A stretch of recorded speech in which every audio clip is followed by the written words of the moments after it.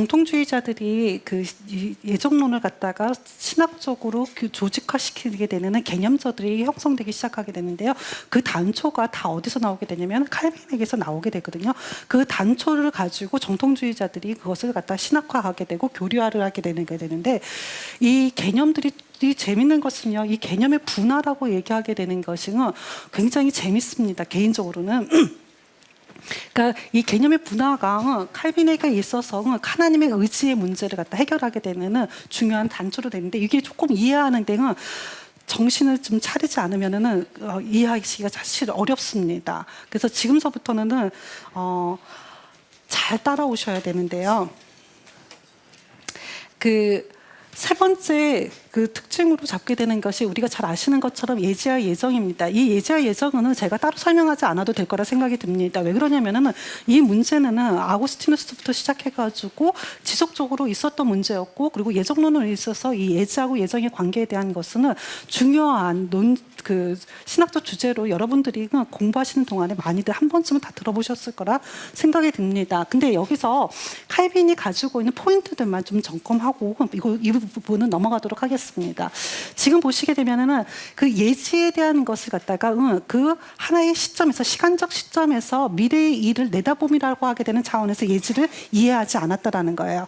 그러니까 칼빈은 예지라고, 하나님의 예지라고 하는 것은 영원성이에요. 그러니까 이 하나님의 가지게 되는 이 예지라는 것은 그 영원, 그러니까 처음에 시작부터 영원 안에서의 현재를 의미하는 거거든요. 그렇기 때문에 과거도 없고 미래도 없고 그 영원 안에서의 현재의 안에서의 미래를 내다봄이라는 것을 갖게 되기 때문에 하나님의 작정이라는 것은 영원한 작정이며 하나님의 의지의 발현이다라고 얘기하게 되는데, 이 비유가 굉장히 적절하다 생각이 듭니다. 난파된 배의 선장이 그 휘몰아치게 되는 파도 속에서 뭔가를 갖다 결정해야 되는 거예요. 미래 앞에 무슨 일이, 이 난파된 배가 어떻게 될지를 미리 알고 있고, 그 미리 아는과 동시에 자신이 해야 될 의지가 결정이 된다라고 하죠. 무엇을 할 것인지가 결정이 된다라고 얘기하는 거죠. 그렇기 때문에 미래를 내다보는 것하고 그다음에 의지를 결정을 하는 것하고는 분리해서 생각할 수가 없다라는 것이 칼빈의 논리입니다. 그렇기 때문에 이 예지와 예정에 있어서의 예지라고 얘기하게 되는 것이 이 의미 안에서 예지와 예정을 설명하게 되는 거죠. 그래서 미래를 내다봄이라는 것은 단순하게 미래를 안다라는 것이 아니라 하나님의 그 작정하신 결의 안에서 이미 작정하신 일이 일어날 것이라는 거죠. 지금 여기서 이게 중요합니다. 작정하신 일이 발현돼서, 그 의지가 발현돼서 나온다라는 거죠. 그렇기 때문에 하나님의 의지라고 얘기하는 것은 완전성, 전능하신 그 하나님의 의지가 발현돼서 외적으로 나타나게 되기 때문에, 그러면은 선택하셨다라는 것하고 유기하셨다고 하셨을 때 그 악의 문제가 걸리게 되는 거죠. 그 악이 바로 누구로부터 나온다라는 거예요? 하나님의 의지의 발현으로 볼 수밖에 없다라는 거예요. 그렇기 때문에 칼빈의 예정론의 이해에 있어서 중요한 단초가 세상되게 되는 것은요, 바로 이 하나님의 의지의 문제예요. 이 의지의 문제를 다룰 때 있어서는 개념의 분화가 이루어지게 되거든요. 개념의 분화라고 얘기하게 되는 것을 가장 여러분들이 기독교 강요를 읽다 보시게 되면은요, 그 개념이 절대적 필연이라는 것하고 결과의 필연이라는 말을 갖다 써요. 그러니까 이 이야기를 어디서 지금 그 칼빈이 인용을 하게 되면 예수 그리스도의 뼈를 갖다 비유를 들어서 설명하게 되거든요. 그러니까 예수 그리스도, 하나님께서는 전능하세요. 전능하신데 우리가 저는 이거 설명할 때마다, 학생들한테 설명할 때마다 어떤 이야기를 하게 되면 교통사고 이야기를 하게 돼요. 그러니까 교통사고를 하는데 한 3중 충돌, 5중 충돌을 하게 되면은 그래서 이렇게 차가 이렇게 완전히 소위 말하면 이렇게 납작하게 되잖아요. 납작하게 되면 사람들이 생각해요. 야, 거기서 사람이 살아나오는 것은 거의 불가능한 일이야. 이건 불가능해. 사람 살아날 수 없어. 근데 어떤 사람이 막 살아서 나와요. 그러면 그 사람한테 뭐라 그래요? 굉장히 이건 기적이야. 놀라운 일이야. 그렇죠? 이렇게 얘기합니다. 그러니까 우리가 오중 충돌해서 충돌해가지고 차가 이렇게 납작하게 됐을 때 사람들 뭐냐, 그 안에서 사람은 살아날 수 없다라고 하는 게 우리가 이성적으로 판단하는 거거든요. 근데 그 가운데서 그 사람이 살아서 나왔잖아요. 그러면은 이 살아서 나왔다라고 하는 결과가 나온 것에 있어서도 필연성은 존재한다라는 거예요. 살아나올 수밖에 없는. 무슨 말씀인지 이해하시겠나요? 그러니까 우리가 결과의 필연이라고 하게 절대적 필연이라고 얘기하게 되는 것은 오중 충돌에서 이렇게 납작하게 됐을 때 그 사람은 어떻게 돼야 되는 게 맞는 거예요? 죽어야 되는 게 맞아요. 그게 절대적 필연이에요. 근데 그 사람이 살아서 나왔잖아요. 그럼 그 결과로 살아서 나온 것은 결과가 나온 거잖아요. 그럼 결과가 나온 것에 대한 필연적인 설명, 원인은 존재한다라는 거죠. 무슨 말씀인지 이해하시나요? 마찬가지로요, 예수 그리스도의 뼈도 마찬가지예요. 십자가 달려 돌아갔었을 때 십자가 달려 돌아서 못을 박히잖아요. 못을 박히게 되면은 그 뼈는 어떻게 돼야 되는 거예요? 부서져야 되는 거예요. 근데 예수님께서 부서져야 되는 게 당연한 거잖아요. 그죠? 이게 못으로 박았는데 그 뼈가 부서지지 않은 상태로 있다라는 거 있을 수 있을까요? 없을까요? 있을 수 있을까요? 없을까요? 부서져야 되는 것이 맞는데 필연적으로는 그렇게 돼야 되는데 부서지지 않고 그것이 온전한 상태로 있을 수 있을까? 없을까요? 있을 수 있다. 그렇죠? 왜? 하나님께서, 전능하신 하나님께서 그렇게 하시기를 원하신다면 그게 바로 결과의 필연이 되는 거죠. 무슨 말씀인지 이해하시겠나요? 그래서 칼빈이 이 예정을 설명하게 되면서 하나님의 의지와의 관계 속에서 하나님께서 그 선택을 하셨고 그 나머지는 버리셨다고 했었을 때 이게 우리가 인간적으로 논리적으로 생각하게 될 때는 이것은 악이 누구로부터 발현돼서 나와야 되는 거예요? 하나님으로부터 발현돼서 나와야만 되는 거예요. 왜? 하나님께서 그 의지하신 것을 선택하셨고 그리고 그 사람을 버리셨으니까. 그러니까 그 악이 하나님부터 분리해서 나와야 되니까 절대적인 필연 관계라서 얘기한다면 그렇게 돼야 되는 것이 맞는데 이게 하나님부터 나오지 않았다고 말할 수도 있다. 그렇게 될 수 있는 가능성도 있다라는 거죠. 왜? 하나님은 그렇게 하실 수 있는 분이시고 그가 그렇게 하기를 원하신다면 이라는 조건이 붙게 되는 거죠. 이해되시나요? 저는 이것보다 더 간단하게 더 이상 설명은 못할 것 같아요. 이 개념의 분화가 그래서 굉장히 중요합니다. 이 단초가 칼빈에게 있어서는 그래서 우리가 이 하나님의 의지의 부분 그리고 예정하고 관련돼서는 논리적으로 그리고 신학적으로 설명하는 데 있어서 청교도로 넘어가게 되게 되면 허용이란 말, 정통주의로 넘어가면 허용이란 말을 갖다가 사용하기 시작하게 돼요. 그러니까 하나님께서 허용하셨다라는 표현을 쓰게 되죠. 근데 칼빈은 절대로 그 허용을 하지 않아요. 허용이라는 말을 쓰지 못하게 해요. 왜 그러냐면 그는 바로 얘기한 것처럼 뭐라 되냐면 필연적으로 악을 행하는 자가 필연적으로 죄를 짓고 있다는 것과 그 필연성이 하나님의 처방과 뭐로 나온다는 거예요? 의지로부터 나온다는 점. 그것을 승인하고 있기 때문에 이게 허용이란 말 자체가 칼빈에게는 그러니까 허용되지 않는 거죠. 허용이란 단어가 허용되지 않게 되는 거죠. 그래서 이때의 이러한 그 개념의 분화는요, 뭘로 나타나면 필연성이란 말과 강제성이란 말을 갖다가 구분하기 시작하는 것을 통해서도 나타나요. 이 장트로이에와의 논쟁에서 보시게 되면은요, 지금 보시는 것처럼 나는 그 필연성이 강제성을 의미하는 것은 아니라는 거죠. 필연적으로 그렇게 일어나는 거지만 그것이 강제하는 거죠. 그러니까 죄인은 자기 변명으로서 자신이 강제에 얽매여 행동하고 있다고 말할 수 없다. 내가 완전히 그리고 철저하게 증명할 수 있는 이 교리는 성경으로부터 온 것이며 그래서 살아있는 어느 누구도 그것에 거스릴 수가 없다. 그래서 이 개념의 분화를 통해 가지고 하나님의 의지의 문제를 갖다가 해결하기 시작하게 되죠.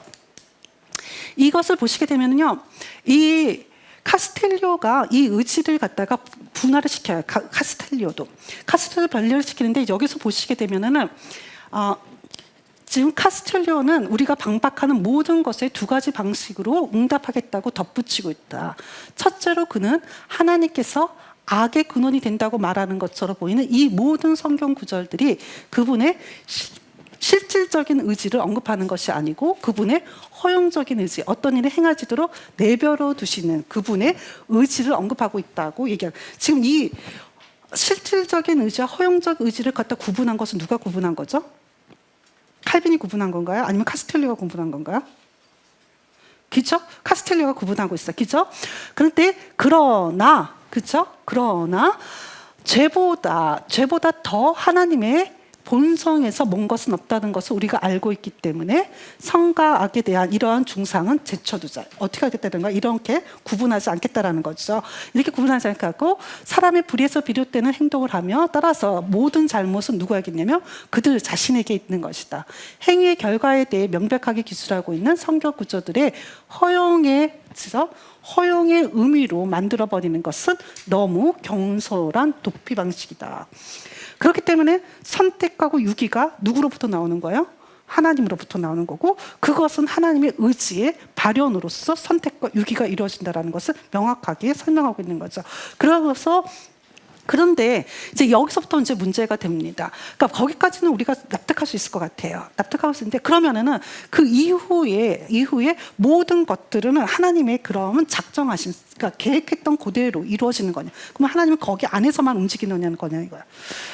지금 이 문제를 가지고 들어오면서 칼빈이 이 논쟁에 있어서 1558년에서 59년, 그러니까 59년에 삽입되게 되는 가운데에 앞에서 봤던 것처럼 조금 다른 차원에서 그 성경의 인용이 이루어지게 되는데요. 아까 전에 보시게 되면은 에베소서 제가 1장 4절을 갖다 인용한 부분에서 뭘 강조했다고 그랬냐면 그리스도 안에서의 선택이라는 것을 강조했다고 그랬어요. 그죠? 그리스도 안에서의 선택을 얘기하면서 에베소서 1장 4절을 가지고 들어왔다는 얘기 했었어요. 그게 초판서부터 가지고 있는 그리스도 안에서의 선택이라고 하게 되는 특징을 이룬다라고 바로 쉬기 쉬는 시간 직전에 얘기했던 거예요. 그러면서 제가 그것만큼은 좀 기억해 달라고 했었습니다. 그 이야기를 하는 것은요, 재밌게도 이 에베소서 1장 4절은 전반부에서는 그리스도 안에서의 선택이라고 하게 되는 부분에서 에베소서 1장 4절을 인용했었는데 1559년판에 가시게 되면은요, 어디에다 포커스를 더 맞추게 되냐면 그리스도 안에서의 선택이 아니라 어디다 되냐, 창세 전에라는 것에 포커스를 맞춘다라는 거야. 그러니까 지금 그 카스텔리아의 논쟁 속에서 뭐가 문제가 되는 거냐면, 카스텔리아가 뭐를 구분해요? 하나님의 의지를 둘로 구분했잖아요. 그죠? 근데 지금 그 둘로 구분하는 것은 지금 칼빈에게 있어서 어때요? 말이 안 된다라는 거예요. 그러니까 하나님은 그 의지는 하나의 영원 전에 있었던 바로 그 의지고 그 발현이다라는 거죠. 근데 그 의지가 영원 전에 두 개로 나눠져 있지는 않다라는 거예요. 그렇기 때문에 영원 전에 구원받을 자하고 구원받지 못할 자, 유기된 자는 하나님의 영원 전에 바로 그 시간 그 시점에서 이루어졌다는 것을 강조하고 있죠. 그래서 그 단일의 의지가 발현돼서 나온다라는 것을 이야기하는데 집중하게 됩니다.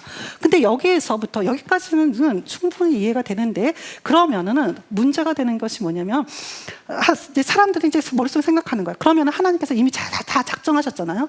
영원 전에 다 작정해 놓으시고 그때 시간대에서 척척척척 나오기만 하면 되는 거잖아요. 그죠? 그러면은 하나님의 행하심이라는 거, 의지라는 것은 뭐에 지금 얽매이게 돼요? 하나님이 그 작정하신 그 틀, 그 시간에 있었던 그 계획 안에 하나님의 의지가 어떻게 해요? 얽매이게 되는 것은 아니냐는 거예요. 하나님의 자유로움, 그 하나님의 자유로움, 의지의 자유로움을 어떻게 설명할 수 있겠냐는 거예요. 여기에 여러분들 이 문제가 이제 정통주의 시대로 넘어가게 되면은 엄청난 신학적인 논의로 확장이 돼요. 확대가 되는데, 칼빈은 이 문제를 아주 단순하게 풀어갑니다. 그러니까 아주 단순함이 저희들한테 좀 필요한 것 같아요. 신학적인 논의를 철학적인 용어를 사용해서 아주 확대시키는 것이 필요한지, 아니면 이것을 단축해서, 그러니까 축약해서 아주 단순화시키는 것이 필요한지 좀 생각해 볼 필요가 있는데요. 우선은 이 칼빈은 굉장히 이 문제를 단순하게 풀어가는데, 어떻게 풀어가냐면요, 하나님은 이 계획하셨던, 하나님께서 창조하실 때 작정하셨던 그 계획이 벗어나서 행하지 않는다라는 거야. 그 계획을 따라간다라는 거야. 그런데 단지 뭐라고 그랬냐면, 단지 하나님 자신인 법인 경우는 예외다 그랬습니다. 하나님 자신이 법인 경우는 예외다. 그 말은 하나님의 작정하심, 그러니까 그 작정에 나타나게 되는 자신이 가지고 있는 본성적으로 하나님의 속성으로 가지고 있는 전능과 그 의로움을 드러내는 데는 예외라는 거죠. 예외이기 때문에 이 하나님이 가지고 계시는 그 능력과 그 다음에 그 의를 드러내는 데 있어서는 이 두 가지 개념의 조정이 필요하다. 개념의 조율이 필요하다라고 얘기해요. 그래서 칼빈에게 있어서의 가장 중요한 신학적 개념이 여기서도 등장하게 되는데, 그게 뭐냐면 조정, 우리가 말 때 조정이란 표현으로 조정이라고 번역하기도 하고요. 아니면 중도라고 번역하기도 하고. 그래서 어떤 신학자들은 중도, 칼빈의 신학을 중간을 간다. 그러니까 어떤 한쪽으로 치우치지 않고 우로도 치우치지 않고 좌로도 치우치지 않고 가운데 정도를 간다라고 해서 중도 신학이라고 얘기하기도 하고요. 여기에서는 아코모다치오라고 얘기해서 조정이야. 그러니까 하나님과 인간 사이에, 하나님과 인간 사이가 하나님께서 인간으로 내려와서 인간 사이에서 조정하신다라는 거죠. 맞추어 주신다라는 거죠. 우리의 한계 안으로 맞춰 주시는 그 조정은 누구의 몫이라고 얘기하냐면 신자의 몫이라는 거죠. 그렇기 때문에 이 신자의 몫으로서의 개념의 조정이 이루어지게 되는 것은요. 여러분들 제가 나눠드린 페이지에 어디를 보시냐면요. 저보다도 더 잘하시네요. 예, 맞습니다. 15페이지. 이 15페이지는 조금 읽어보도록 하겠습니다. 이거 굉장히 중요하다. 저 개인적으로 굉장히 중요하다 생각합니다. 그리고 이 개념에 있어서 적절한 표현이라고, 적절한 비유라고 생각을 들어요. 그래서 거기 있는 부분은 조금 이게 두 개념의 조절이 신자에게 주어진 과제이다. 죄과의 책임은 아담에게 주어지나 죄에 대한 처벌은 하나님께로부터 유래한다. 하나님에게서 유래하는 것은 처벌의 악이지 죄과의 악이 아니다. 예를 들어 지금 보시게 되면 악이라고 하게 되는, 그죠? 말룸 포에나이라고 하게 되는 것과 죄과라고 하는 코플라라고 하게 되는 단어를 갖다 구분해서 사용하고 있거든요. 여기서 보시게 되면은 까마귀의 눈을 뽑거나 황새를 죽이는 인간의 장야성은 어떻게 해요? 정죄해야 돼요. 그건 정죄돼야 되는 거예요. 그렇지만 자신의 손을 범죄자를 죽이는 데 쓰는 판관의 미덕은 어떻게 돼요? 칭송을 받아야 된다는 거죠. 이러한 구별은 하나님의 신적 속성의 완전성과 인간 행위와 그의 목적과 결과의 구분에 해당한다라고. 그래서 칼빈은 비유를 들어 설명하기를, 즉 땅에서 올라오는 구름이 태양의 빛을 흐리게 함으로써 그 빛이 우리의 눈으로 들어오지 못하지만 그럼에도 불구하고 태양은 여전히 빛을 발하며 남아있듯이, 마찬가지로 인간의 헛됨은 수증기와 같이 많은 장애물들을 발생시켜 인간의 의로움의 모습을 감추지만 그럼에도 불구하고 그 의로움 자체는 손상받지 않은 상태로 온전히 남아있게 된다.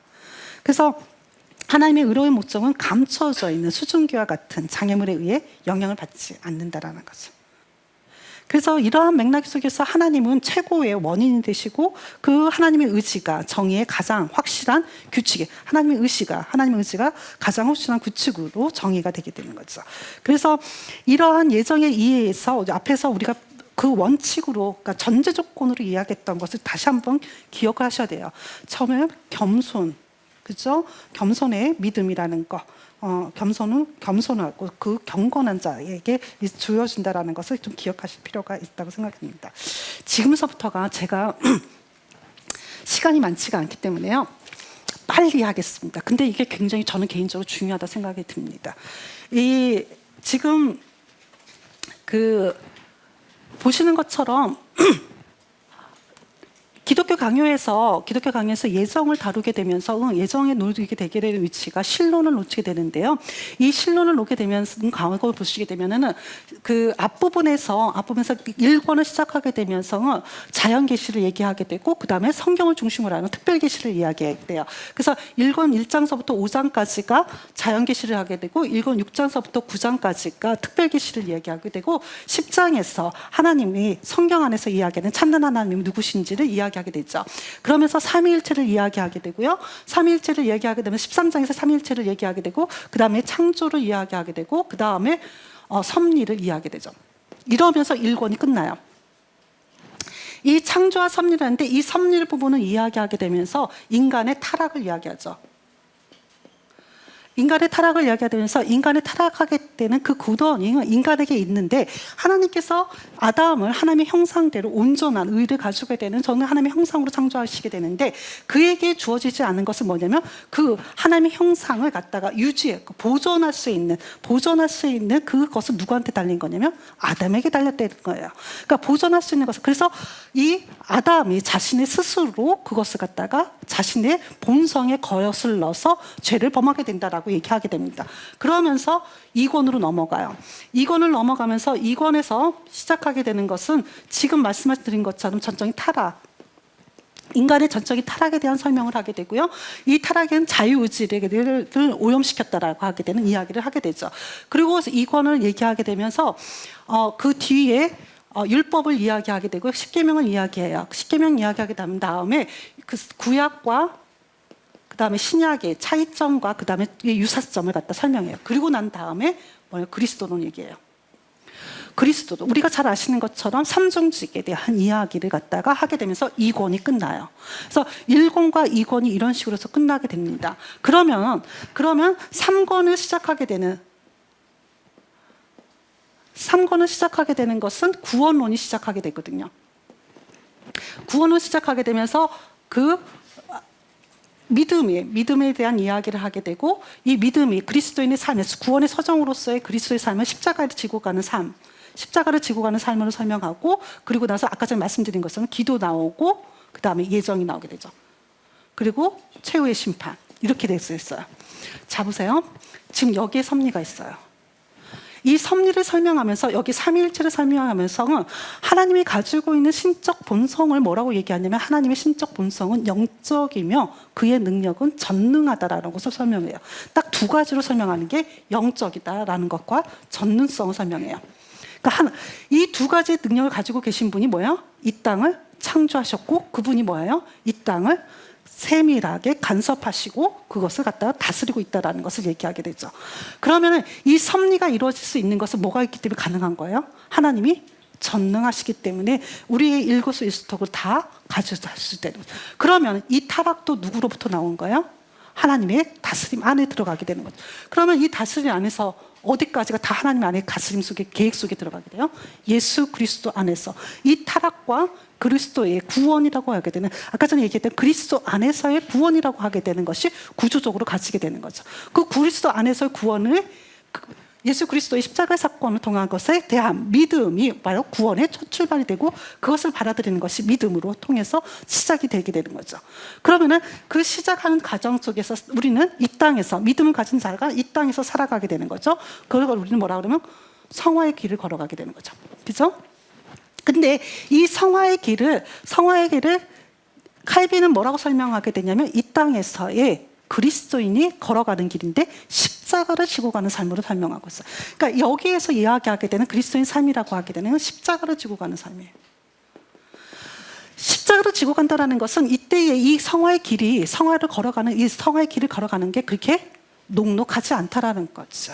우리가 걸어가는 길이라는 것이 그렇게 순탄하게 평탄한 길을 걸어가는 것이 아니라 십자가를 지고 가는 굉장히 고난하는 길이라는 거고, 지난한 길이라는 것을 갖다가 이 구조적으로 보여주죠. 그 가운데에 뭐가 들어오게 되는 거예요? 기도가 들어온다는 거예요. 엄청납니다. 이 기도, 여러분들 보시게 되면은요, 17페이지에 보시게 되면은, 우리가 아시는 것처럼 기도라고 얘기하게 되는 것은, 누군가에게 기도를 한다라는 것은 뭘 뜻하게 되냐면, 내가 그 하나님 앞에 나의 모든 것을 내려놓는 행위다라는 거. 그것이 그 하나님 앞에서 나의 모든 영광을 내려놓고 겸손하게 기도의 대상이신 하나님께 영광을 돌리는 것이 바로 기도죠. 그런데 이 기도는 누구나 할 수 있는 게 아니라는 거, 우리가 더 잘 알고 계시고, 그죠? 기도는 하나님께서 우리에게 주시는 성령으로 말미암아 죄에서 자유를 얻은 그리스도인들이 가지고 있는 특권이고, 그리고 자유다. 그래서 그 3권 20장, 그러니까 기도를 시작하게 되는데요. 기도를 얘기하면서 그 제목이 뭐라고 그랬냐면, 우리가 날마다 하나님의 은택을 받게 하는 믿음의 주된 실행 또는 운동이라는 거 번역하게 되거든요. 운동 또는 실행으로 번역하게 되는데요. 우리가 날마다 하나님의 은택을 받게 하는 믿음의 주된 운동이라는 거예요. 그러니까 기도는 우리가 이 날마다의 삶을 살아가는 데 있어서, 날마다 살아가는 데서 하나님의 은혜를 받기 위해서 행하게 되는 것이 바로 뭐라는 거예요? 기도라는 거죠. 그래서 그 뒤에 3권 20장 2절에 뭐라 그러냐면, 하늘의 성소에 들어가 그 앞에 그 약속에 대해 요청하는 하나님과 인간의 교통이 기도라고 얘기합니다. 이것은 제가 굳이 이것을 설명하지 않아도 여러분들이 다 알고 계신 내용이기 때문에 다 한번 읽어보시면 충분히 다 이해하실 거예요. 근데 여기서 얘기하고 싶은 것은요, 제가 이야기하고 싶은 것은 바로 이겁니다. 이 기도에서 칼빈이 뭘 얘기하게 되면 기도의 지침을 얘기하는데, 저게 글자 틀린 것은 양해해 주시고, 지침을 얘기하는데 그 지침의 4가지를 얘기해요. 그러니까 기도할 때에 우리가 지켜야 될 지침으로서 첫 번째는 경외함, 그 다음에 하나님 앞에서 구할 때 우리는 결핍을 느껴야 된다라는 거, 그리고 우리 자신에 대한 신뢰는 모두 버리고 하나님께 영광을 돌려서, 그래서 회개의 길로 나가야 된다라는 것을 이야기해요. 근데 이 지침 가운데 이 마지막이 뭐냐면, 4번째가 뭐냐면요, 응답에 대한 뭐예요? 확실한 소망을 갖고 기도해야 된다는 사실입니다. 이게 기도의 지침이 맨 마지막에 해당돼요. 기도의 이 이야기를 하게 되면서 우리는 기도의 응답에 확실한 소망을 갖고 기도를 해야 된다. 이 확신은 성도가 기도할수록 자극하는, 뭐라고 표현하냐면 최선의 자극제라고 표현해요. 최선의 자극제.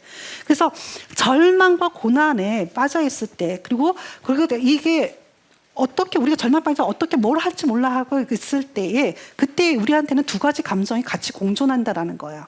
그러니까 지금 당하고 있는 어려움 때문에 절망하고, 그리고 그 다음에 어차피 다가올 미래에 고난으로 인해 가지고 두려움에 휩싸이게 되는 이런 감정도 있지만은, 동시에 그 두려움 속에서도 하나님께서 도움의 손길을 펴가지고 우리를 도우시리라는 확신, 이 2가지의 양가적인 감정이 우리한테 있다라는 것, 기도에는. 그래서 이 기도를 통해서 하나님의 은혜에 대한 확신, 선택된 자는 버리지 않고 반드시 뭐 한다는? 반드시 구원하신다는 그 확신이 우리로 하여금 기도의 자리로 나아가게끔 하는 자극제가 된다는 거예요. 거기 18페이지에 보시게 되면은요, 이 이야기들을 그 칼빈이 기도에 관련해가지고 3장 20절에서 이야기하는 것을 제가 조금 쭉쭉 적어놨습니다. 읽어보시면 되면은 어떤 의미로 이 이야기를 하는지 충분히 아실 거라고 생각이 듭니다. 이 이야기는 여러분이 잘 아시는 것처럼 로마서 8장에서 이야기하게 되는 바울이 기도와 애언의 밀접한 관계를 설명하는 것도 이와 같은 맥락이라고 생각합니다. 거기 보시게 되면 바울은 무능하고 절망에 빠진 인간의 한계를 극복하는 유일한 열쇠로 성령의 도움을 강조한다. 성령은 죄와 사망의 법에서 우리를 자유롭게 한다. 성령의 강구는 하나님의 뜻대로 성도를 위한 강구이며 하나님이 친히 우리의 기도를 이끌기 때문에 응답받지 못할 일이 결코 없다고 해석한다. 그래서 기도에서 가장 중요한 것은 하나님의 뜻과 일치하는 것. 그것은 하나님의 뜻은 창세전에 이루어진 하나님의 의논 속에서 결정된 계획이다라고 얘기하는 거죠. 지금 보신 것처럼 지금 이 예정이라고 얘기하게 되는 것, 이 예정이라고 얘기하게 되는 것은 바로 기도에 있어서 우리가 확신을 가지고 하나님께서 우리를 어떻게 하실 거라는 거, 구원의 자리로 이끄실 것이라는 확신, 그리고 우리를 그 구원의 자리에 이끄실 뿐만 아니라 우리가 드리는 그 기도의 모든 간구를 어떻게 해요? 하나님께서 이루어 주실 거라고 하게 되는 그 믿음 안에서 어떻게 해요? 예정을 바라봐야 된다는 거죠. 이 예정, 하나님께서 언제? 창세 전에 하나님께서 작정하셨어요. 그리고 그 작정하심에 대한 것은 우리로 하여금 믿는 자에게 확신으로 우리에게 선물로 주십니다. 그래서 믿는 자는 하나님께서 영원 전에 작정하신 그 구원을 누구를 통해서? 성령을 통해서 나에게 은혜로 주시고 나에는 그 자리에 있게 될 것이라는 믿음. 그 믿음은 언제서부터? 창조 때 섭리하셨고 만드셨대. 그때에 이미 작정하셨고요.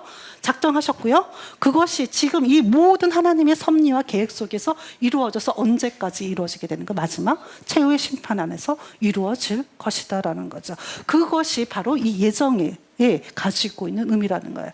그렇기 때문에 이 예정은 결코 어떠한 사변적인 언어가 아니었다라는 겁니다. 칼빈에서 더더군다나 칼빈에게 있어서는 사변적인 언어로 내가 이것의 예정에 그 이전에 너희는 누구는 선택됐고 누구는 유기됐고 그것을 누구를 판단하기 위한 것이 아니라 그때의 성도들의 고난 속에서 그들에게 위로의 말이었고 그들에게 희망의 말이었고 그들에게 너희들에게 미래에 있게 될 하나님이 주시는 그 은혜의 자리를 너희를 사모하게끔 만드는 그 자리를 사모하고 지금의 현재 권세를 견디어내라고 하게 되는 그 위로의 말씀이었다라는 사실입니다.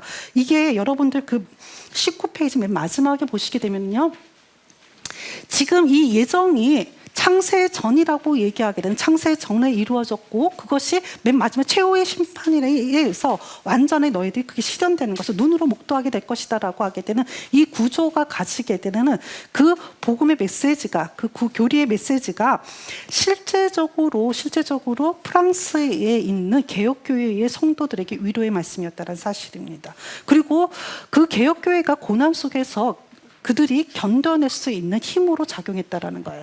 여러분들 제가 거기에 보시게 되면은 그 1555년을 기점으로 해가지고 프랑스에서 개혁교회, 그러니까 프로테스탄트인이 굉장히 급증하게 됩니다. 여러분들이 그 신학교 시절에 칼빈에 대해서 생애를 갖다 공부하셨게 될 때는 칼빈이 사실 프랑스에서 도망쳐 나오게 될 때는 박해가 엄청나게 이루어지게 돼요. 그러니까 프랑스와 1세, 그러니까 프랑스 1세 시대 때에 프랑스에서는 종교개혁의 흐름이 등장하기 시작하게 되거든요. 근데 그 흐름이 인문주의자들을 통해 가지고 그 흐름이 태동하게 되는데, 그 태동과 동시에 소위 말하면 팜플렛 사건이라고 하게 되는 것을 통해 가지고 이 박해를 받게 돼요. 팜플렛 사건은 여러분이 아시는 것처럼 프랑스와 1세 방 안에는 그러니까 로마 카톨릭의 성찬이 잘못됐다라는 것을 갖다가 붙인 거예요. 그러니까 임금 방 안에다 붙였으니 임금이 얼마나 놀랬겠어요. 근데 임금은 사실 프로테스탄트에 대해서 신앙적으로 뭐 교인도 아닌데 그 붙였으니까 얼마나 놀겠어요. 그래서 프로테스탄트에 대한 박해가 시작되게 되는데요. 이 박해가 어느 정도로 심하게 되냐면은 나중에 가게 되면 법으로 정해지게 되고요, 종교 재판까지 만들어지게 돼요. 종교 재판까지 해서 그 박해가 이루어지게 되는데, 재밌게도 그 박해가 있는 그때에 사람들에게 위로가 됐던 것은 바로 뭐였냐면 이 칼빈의 예정의 교리였다는 사실이에요. 여러분들 거기 그 19페이지 그 두 번째 패러그래프에 보시게 되면은요, 이때 당시에 프랑스에는 굉장히 박해가 이루어지게 되고 굉장히 혼돈의 상태가 되게 되는데, 이때의 그 혼돈의 상태에 가 이루어지게 되는 것 중에 하나가 가장 큰 게 뭐였냐면 미래에 대한 불안감이었다라는 거죠. 그래서 미래에 대한 불안감에 대한 확신을 주기 위해서 그때의 점성술이 굉장히 널리 퍼지기 시작하게 됩니다. 샤를 9세의 어이가 되는 노스트라다무스의 유명한 예언서가 발표된 것도 바로 이때 이 시점입니다. 그래서 1560년, 1561년에 보시게 되면 논박서가 출판이 되긴 하지만은 이 논박서들이 로마 카톨릭에서 내놓는 논박서들이 어떠한 대안이 되지 못해요. 근데 이때 그들은 어찌됐든지 구원에, 내가 미래에 대한 불안하다라는 것은 자신의 구원에 대해 있어서 불안함을 느끼게 되거든요. 그래서 그 불안함에 확신이 될 수 있게끔 해줬던 그 교리가 바로 칼빈의 예정의 교리였다라는 겁니다.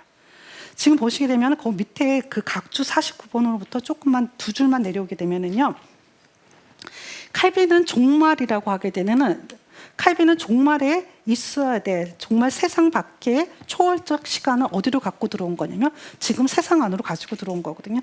이것을 우리의 신앙으로 내재화시켜 줬다라는 거예요. 신앙으로 받아들이게끔 만들어 줬다라는 거예요. 그래서 이러한 사유가 그 종말의 시간을, 이 땅의 시간을 끌어안아 적극적으로 내가 이 땅에서 살아가는 이유, 근거로 마련해 줬다라는 거죠. 이러한 사유가 굉장히 프랑스인들에게 그때 당시에 매력적이었고요. 이러한 칼빈의 교리가 그때 당시에 실제적으로 그 프랑스의 프로테스탄트인들에게 있어서는 박해를 견뎌낼 수 있는 실제적인 위로가 되었다는 사실입니다. 그 예정의 그 칼빈의 예정 교리가 그때 당시 죽음에 의해 자신들이 서게 될 최후의 심판에 대한 두려움에서 벗어나게 해줬을 뿐만 아니라 이 모든 시간이 다 누구의 뜻에 따라서 이루어지는 거냐면 하나님의 뜻에 따라서 이루어지는 거기 때문에 이 땅에서 살아가는 모든 삶, 죽음, 그리고 죽음 이후에 최후의 심판도 다 누가 되냐면 하나님의 뜻에 따라서 이루어진다라고 하는 거죠.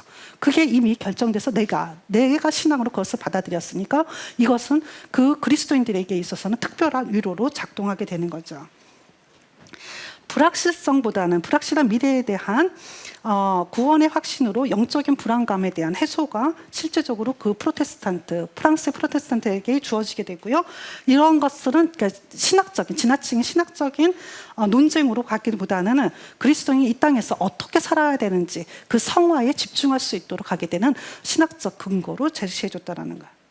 이러한 것이 굉장히 실용적인 것을 갖다가 그러니까 선호하는 프랑스인들에게 있어서는 굉장히 매력적인 교리로 작동하게 되는 거죠. 지금 보신 것처럼 예정의 교리는 성도들의 삶을 이끄는 동력이었다라는. 그러니까 신앙인들의 삶에 있어서의 그 실천의 장으로서의 기도의 장을 마련했고요. 실천으로서의 기도를 통한 경험은 예정의 교리의 이론적이며 신학적인 확신으로 담보하는 토대가 되었죠. 그렇기 때문에 예정의 교리는 신학적 의미뿐만 아니라 목회적 차원에서 실천의 삶의 자리인 교회적인 의미를 지니게 되는 것을 보게 됩니다. 그러니까 이론적인 것에, 그러니까 실천의 삶을 배제한 이론적인 그 신학적인 교리로서만 머무르는 것이 아니라 삶과 신학적인 이론을 조화시키는 그 칼빈의 이해가 그때 당시에 아니면 지금도 저는 개인적으로 지금 우리가 살아가는 이 시대에도 예정의 교리가 의미를 지니게 되는 그 출발점이 되지 않는가라는 생각을 하게 됩니다. 지금 거기에 마지막에 그래서 제가 생각하는 것을 조금 그 뒤에서 적어봤는데요. 칼빈에 대한 예정에 대한 이해는 배자의 관계에서 본다 그러면은 지금 보신 것처럼 단절이라고 보기보다는 그 연속성의 차원에서 이해하게 된다 그러면 칼빈의 예정론의 이해가 가지고 있는 풍부한 다양한 의미가 부각될 수 있지 않을까라고 생각이 되어지고요. 칼빈은 위로부터 내려오게 되는 하나님의 작정하심, 그리고 변하지 않은 하나님의 그러니까 선택과 유기라고 하게 된 하나님의 작정, 영원한 작정이 가지게 되는 그 변하지 않는 그 하나님의 계획하심이 우리 안에 신앙으로 내재화되게 되면 내가 그것을 신뢰하고 그것을 믿고 나아갈 수 있는 힘으로서 작용하게 되는 장점을 가지게 되고요. 그것을 하나님께서는 변하지 않는 그 하나님의 의지로 창세전서부터 언제까지 마지막 그때까지 그것을 이루어 가실 거라고 하게 되는 그 소망을 품게 만드는 근거가 되지 않는가라는 생각이 듭니다. 그렇기 때문에 하나님의 작성하심이 위로부터 아래로 내려오는 거고, 그리고 그리스도 안에서 그것이 어떻게 되냐면 이루어 가심 속에서 나의 과정, 그리스도는 만들어가는 과정까지를 포함하게 되는 모든 작정하심이 나타나게 되는 거죠. 바로 이러한 구분은 배자가 명확하게 이 둘을 구분해요. 그래서 하나님의 영원한 작정과 그리고 그리스도 안에서 그것을 이루어 가심, 그 이루어 가심이라는 것을 두 것을 개념을 구분하게 되는데, 그러한 구분이 칼빈에게 있어서는 이런 구조적인 그 기독교 강요의 구조 속에서 그것이 녹아져 있고, 그리고 그런 구조 속에서 녹아져 있는 것이 그 시대적 상황하고 결부해서 봤을 때에 배자하고 분리돼서 생각하기는 어렵지 않을까, 개인적으로 그렇게 생각을 하게 됩니다. 지금까지 칼빈이 가지고 있는 기독교 강요의 예정에 대해서 좀 설명을 드렸는데요. 사실 자세하게 더 많은 것을 설명을 드려야 되는데 시간적인 여유도 조금 없었고요. 그래서 제대로 다 전달이 됐는지 모르겠습니다. 이 예정이라고 얘기하게 되는 것을 설명한다라는 것 자체가 사실은 쉽지 않은 작업인데, 지금까지는 너무 이론적이고 신학적인 교리적인 것에 집중했던 칼빈에 대한 이해에서 그것을 조금 넘어서서 그리스도인의 삶의 안에서 소망과 희망의 자리로 예정의 교리가 작동하고 있었고, 그러한 교리로서 예정의 교리를 확립하고자 했던 칼빈의 의도, 그 다음에 시도가 의 관점에서 이 기독교 강요를 바라본다 그러면 좀 더 폭넓은 예정의 교리를 이해할 수 있지 않을까라는 생각해서 한번 시도해 봤습니다. 이게 많은 인사이트가 오늘 이 시간에 있었으면 좋겠습니다. 감사합니다.